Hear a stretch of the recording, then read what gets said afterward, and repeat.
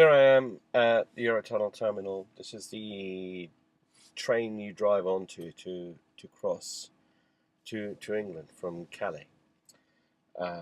It goes under the channel, under the English Channel, or La Manche as the French call it. I got a couple of spare minutes. I thought I'd just do a really quick update for you. You all know, maybe you don't. Verinda's pregnant. Yes, we will be a father for the third time, and she's expecting in late April, early May. The boys are thrilled to bits. They're really excited, and my God, she's grown. It's like she's got this space that she had for the twins, um, and it's now filled with one baby, and I think this baby's going to completely fill it up because it's huge already. Oh my God! And the other funny thing is that she's wearing these incredibly big parachute knickers, I call them, because they are so big. They have to cover her big stomach all the way up to her belly button. Très très sexy, if you ask me. Now, the boys are 5, and I wanted to update you about 5-year-olds and tantrums and willfulness. I'm very strict about hitting. Extremely strict, ruthlessly strict about the boys hitting each other. And Kourosh, bless him, when he gets really angry, he can lash out. And this happened the other day in the car coming back from school when Kourosh mentioned, just like a throwaway comment, that he no longer had his Ben 10 water bottle that he takes to school every day. They both have a Ben 10 water bottle and a little lunch pack, snack box. Because he'd swapped it with his best friend. I said, "What did you swap it for?" And he showed me this little crappy metal yellow car. I said, "Kourosh, what kind of swap is that? You can't hold water in that car. How are you going to drink water next week?" "Well, what a silly swap, Babajan. Why did you do that? I want you to get it back on Monday, okay?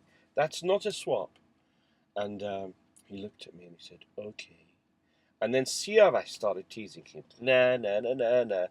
You did a silly swap and all that kind of stuff. And Kourosh got increasingly irritated. All the way I kept saying to Siavash, "Don't wind him up. Leave him alone.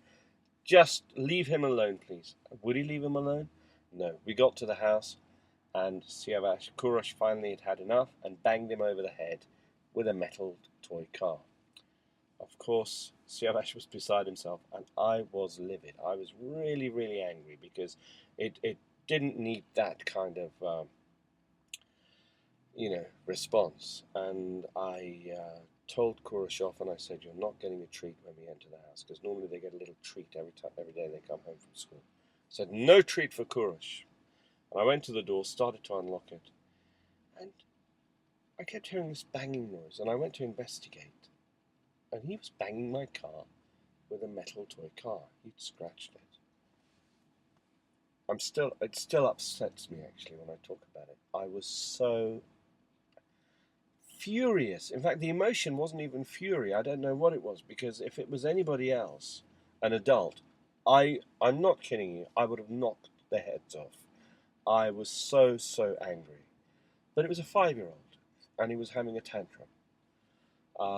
Grabbed him by the wrist and took him into the house, and I said, Verinda, something really serious has happened." She came running in a pregnant state, panicking. And I said, "It's all right, it's not that bad." She said, "What's happened?" I said, "He scratched my car. He scratched my fucking car." "Who?" "He." And I pointed at Kourosh, and she said, "He's a baby, he's a toddler, he doesn't know what he's doing." I said, "He knew what he was doing. I saw him standing there doing it. He was standing in front of my car, and he was doing it." And she looked at me and said, "Look, just don't get upset. It's not worth it, darling." And I said, "Look, Verinda, he scratched my car. What am I going to do now?" Anyway, this went on, and I was really upset actually, because I thought I couldn't do anything about it. And I thought, how could he do this to his own father? But he's only 5, It's not like it's such a big deal to him. And he immediately looked at me and went, "Shall we?" And it took me a whole day to get over this upset. And what was really funny, well, retrospectively funny, was in the midst of this rage, he goes to the toilet and he says, "Daddy, I've done a poo-poo, come and clean my bottom." So to add insult to injury, I then have to clean his bum too. That was even more upsetting. I don't know which was more upsetting. Anyway, my breath smells garlicky. Before I left the house, Verinda said, "Can I taste some Italian tomato sauce she'd made with chunks of garlic? You're supposed to crush the garlic." And now I've got garlic in my breath. And I'm going to a meeting with garlic in my breath. Not that I'm going to kiss anybody. It's not that kind of meeting. Anyway, thanks for listening. See you soon.